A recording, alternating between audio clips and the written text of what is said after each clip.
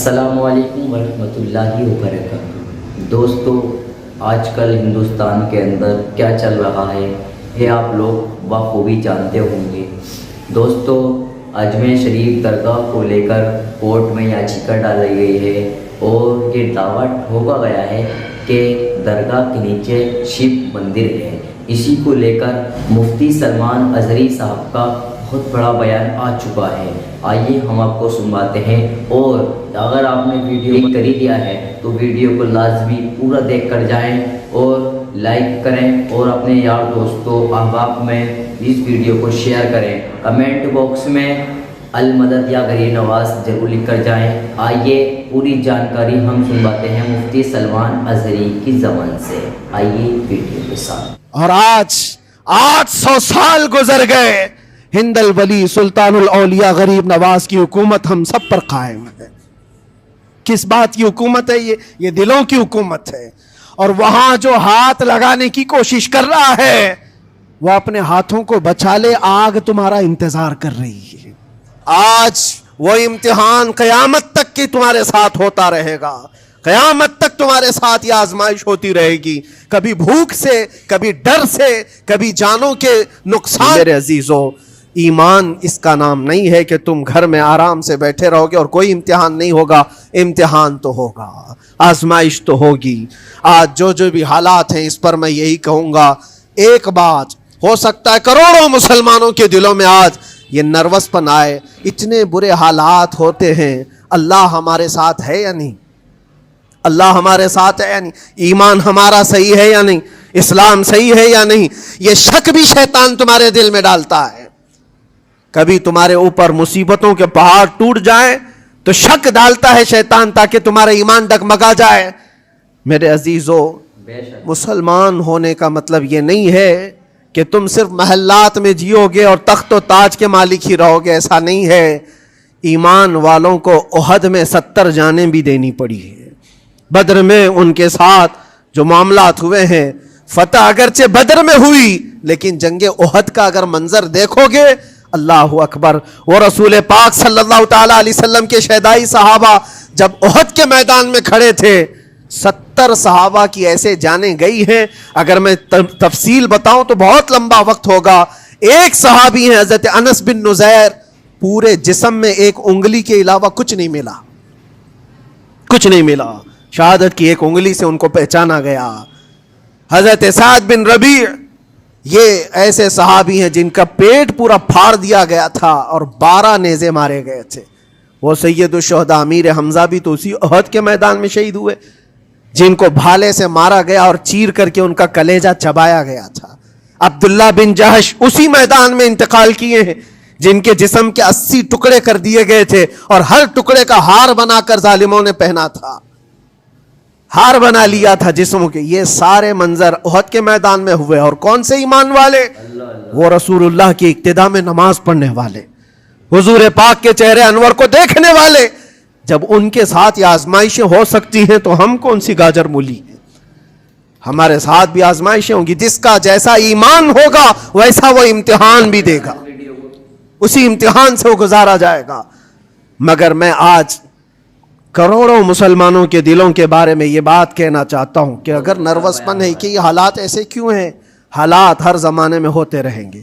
ستیزہ کار رہا ہے ازل سے تا امروز، شرار ابو لہبی سے چراغ مصطفی، ہماری تاریخ ہے، یہ تاریخ ہے میرے عزیزو۔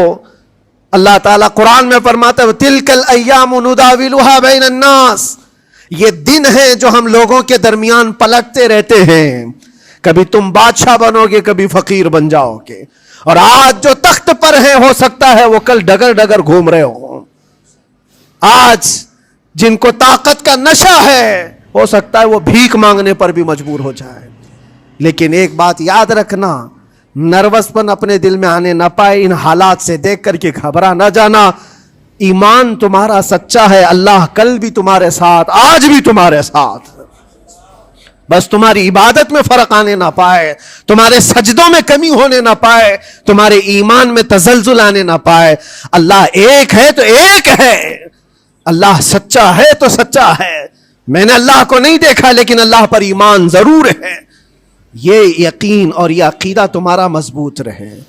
ہاں ہمیں معلوم ہے, کچھ لوگ ہم سے یہ پوچھتے بھی ہیں, اللہ تبارک و تعالیٰ پوری کائنات کا مالک جس نے ہر چیز پیدا کیا اور اس کی عبادت کرنے والے ہو آپ, لیکن پھر اسی اللہ رب العزت کی یہ مسجدیں کیوں ڈھائی گئی, کیوں مسجدوں کو ختم کیا جا رہا ہے؟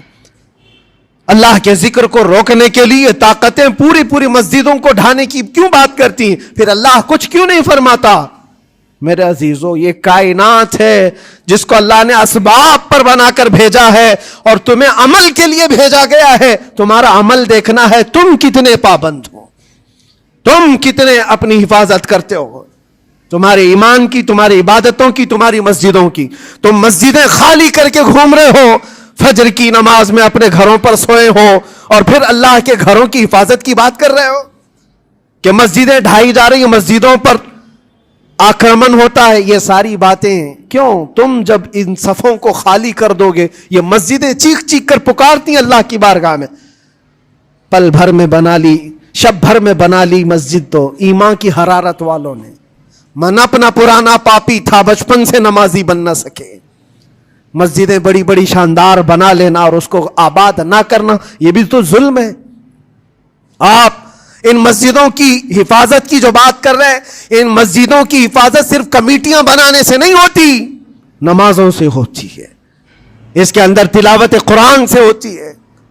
عزیزان گرامی, اور پھر یہ بات ان ظالموں کے لیے کہ اگر وہ ہاتھ لگا کر مسجدوں کو اٹھانا پھینکنا اس کو اپنی طاقت کا ذریعہ سمجھتے ہیں تو سمجھ لو تھوڑے دن کی بات ہے. اگر اسی کا نام طاقت ہے کہ عبادت گاہوں کو مسمار کر کے طاقت کے تخت کو بٹھایا جائے, تو یاد رکھنا بڑھتے بڑھتے بڑھتے تمہارا نشہ کہیں تمہیں فرعون نہ بنا دے. اور اگر فرعون بن گئے تو انتظار کرو, اللہ تعالیٰ بڑے بڑے فرعونوں کو صرف پانی سے ہلاک کرتا ہے. بہت بڑے بڑے نمرودوں کو اللہ تعالیٰ مچھر سے ہلاک کرتا ہے. وہ ابرہہ بھی تو آیا تھا جو کعبہ ڈھانے کے لیے آیا تھا, ہاتھیوں کا لشکر لے کر آیا تھا, جس کا ذکر قرآن پاک میں الم تر کیف فعل ربک باصحاب الفیل. اے محبوب, کیا آپ نے نہیں دیکھا ہاتھی والوں کے ساتھ اللہ نے کیا معاملہ کیا؟ پورا ہاتھیوں کی فوج لے کر آیا تھا کعبے کو ڈھانے کے لیے. ہوا کیا؟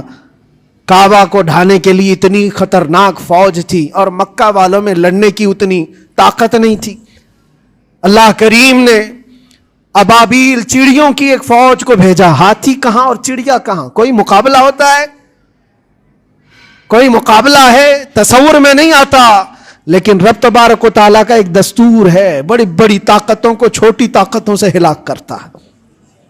چھوٹی چھوٹی سی چڑیاں ہیں, ایک ہاتھ میں تمہارے آ جائیں, ایک چونچ میں اور دو پاؤں میں کنکریاں لے کر آتی تھی, اوپر سے صرف وہ کنکریاں گراتی, ہاتھیوں کے پیٹ پھٹ جاتے اور آگ لگ جاتی تھی.